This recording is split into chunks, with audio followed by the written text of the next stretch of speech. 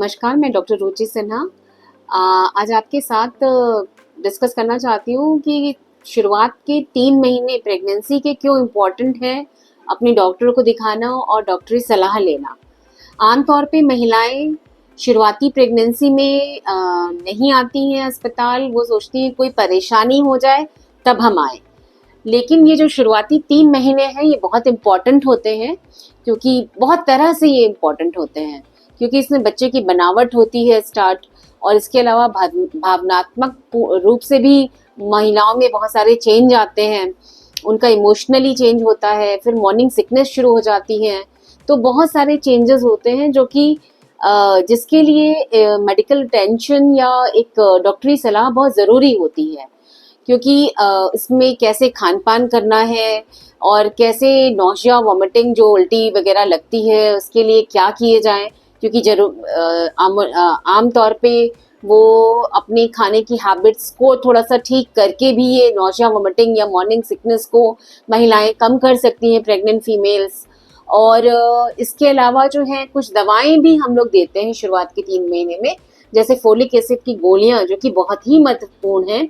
उनसे जो है बच्चे की रीढ़ की हड्डी की बनावट होती है, और अगर फोलिक एसिड की डेफिशिएंसी रह जाती है तो बच्चे की रीढ़ की हड्डी की बनावट में दिक्कत आ जाती है, जिसे आमतौर पे न्यूरल ट्यूब डिफेक्ट कहते हैं।